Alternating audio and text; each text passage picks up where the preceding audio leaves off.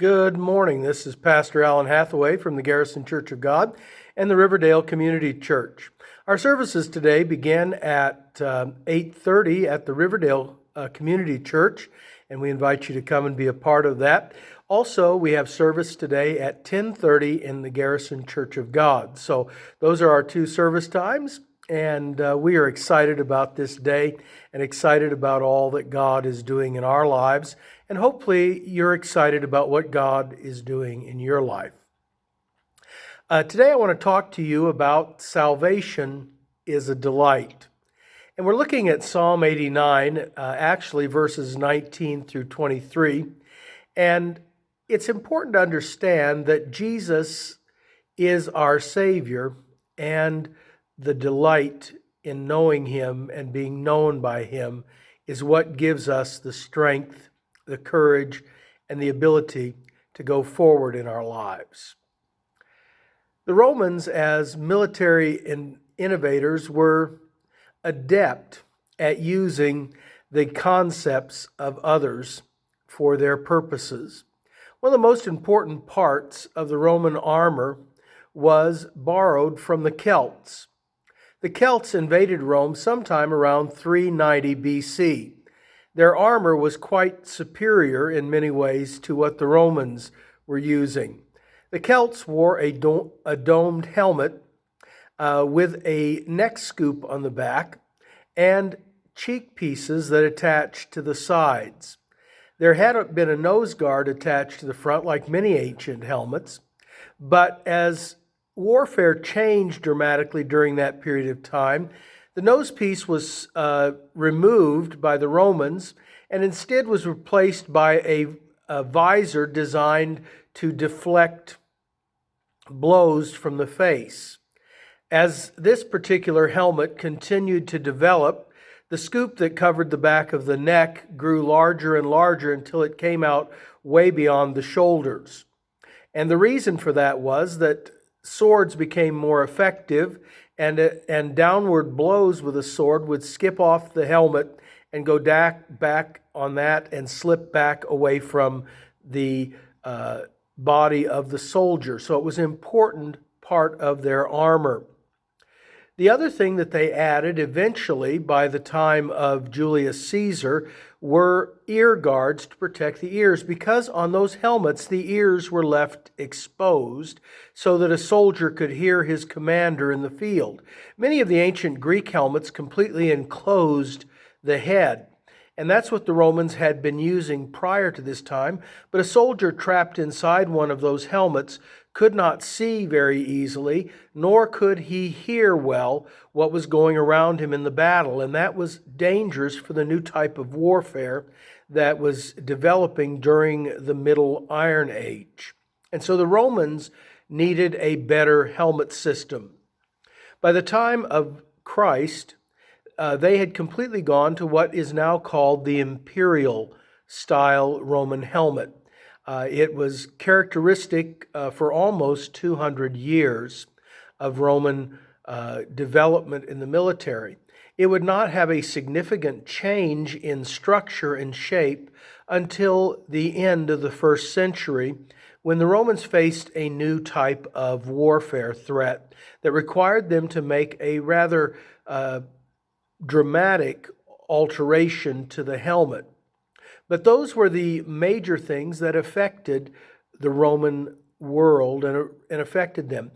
The Apostle Paul calls on us in Ephesians and in 1 Thessalonians to take upon ourselves the helmet of salvation. What exactly does Paul mean by this? And what did the writers of the Psalms, particularly David, mean when he talked about the concept of salvation being a helmet? To be quite honest with you, had I been writing that with my limited knowledge of military tactics of even this present world, but especially of the ancient Roman world, I would have been likely to write down the shield of salvation or the breastplate of salvation rather than the helmet of salvation. My reasoning, of course, would seem pretty sound, but for Paul, who likely grew up in a military family and certainly grew up in a military Roman colony, he understood more the importance of the armor that a Roman soldier wore. He understood the importance of the helmet, how it protected the most vital and most exposed part of the body. And without that helmet, a person was likely to be killed in battle. And the Roman helmet was specifically designed to make a soldier particularly effective in the warfare of that period of time. He was able to hear the commands of his commander. He had clear field of vision. He had the sides of his face protected, the tops of his ears protected, the back of his neck protected. And from the visor, he had protection against a sweeping downward thrust of a sword. These all made for a remarkably effective piece of equipment in their world. Up until 1917, between the late 1600s and 1917, helmets had become basically an anomaly on the battlefields. Most soldiers wore cloth caps during that period, and the reason was very simple.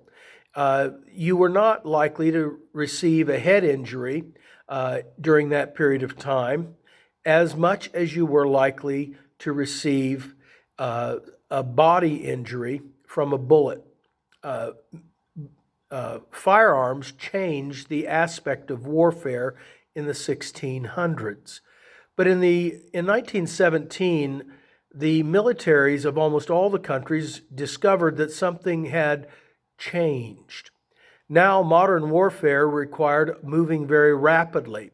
Very often, soldiers were moving through rough terrain and often fell on their heads or on their shoulders and had severe injuries to their heads. In addition, the use of high-powered explosives and explosive shells brought about the need for ways to protect soldiers' heads from shrapnel and concussion.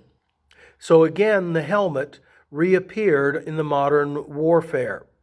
It has become even more important as we've moved through warfare, and there is continual development in modern helmet technology. The reason for that is that we are now facing a asymmetrical warfare where helmets are important everywhere a soldier goes. Very often they are harmed or hurt by an IED, and a helmet is one of the most important ways of saving that soldier's life.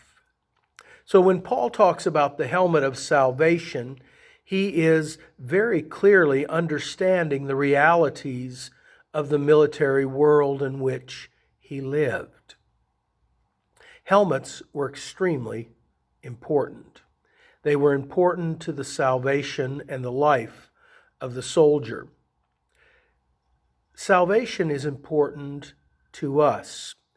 It is something that we put on as a covering for the most vulnerable part of our spiritual nature.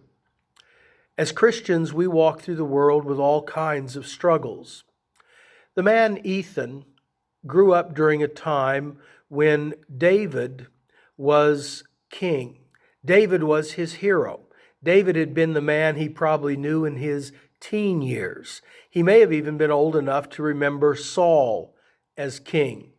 But certainly David was the man he had grown up with, the king that seemed to be able to do no wrong, the young, bold, adventuresome king who had created Israel as it was. And he was proud of that. Coming from the Jewish tribe, he understood the nature of the importance of David in their past and in their history. And he was proud of that. But then he experienced also David's tremendous failures and his tremendous stumbles. And certainly you read in Psalm 89 of his disappointments with David, his disappointments with David as a man. I can remember having heroes when I was a teenager. One of my heroes was a man by the name of Larry Norman. I was young and getting into Christian rock music and enjoying that new genre, and Larry Norman was kind of at the very beginning edge of that and was a new and edgy performer. I really kind of set him up on a pedestal.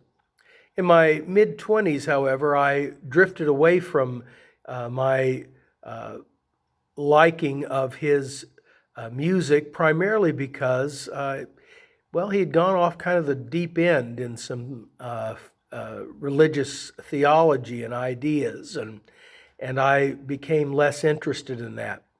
One of the early songs that captured my imagination was a song that he had written in 1969 called "The Sweet, Sweet Song of Salvation." It has been covered in the 50-plus years since by many different Christian artists. It is a wonderful anthem of what salvation does in our lives. As I was thinking back on that, I started going back and reading on Larry Norman, and I became very troubled by some of the things I read and came to understand, I think, some of the reason why he took the doctrinal directions that he took. But I also was troubled by his stumbles, and it was difficult for me to watch a man swept completely off of a pedestal that, to be honest with you, I had created for him and wasn't fair to him or to me. I thought about how that must have felt for a man like Ethan. That struggle of watching a hero fall. Larry Norman had a friend, Randy Stonehill, and he had many of the same character flaws that Larry Norman had. And yet Larry Norman handled his with a sense of arrogance and hubris, where Randy Stonehill handled that more with a sense of humility and an understanding of his failures. While I no longer put heroes on pedestals, I respect people who live their lives heroically in spite of their failures. As Christians, the helmet of salvation is that sense of humility. Lord, I need you. It is not my strength, my ability, my hubris that allows me to be called your own, but it is your grace that defends me. It is your forgiveness that restores me. And as a result of that, that is my helmet of salvation.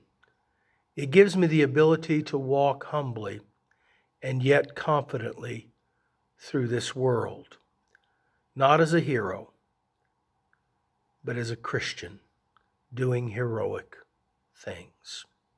And I hope that's what you're living in your Christian walk today. God bless. Hope to see you in church.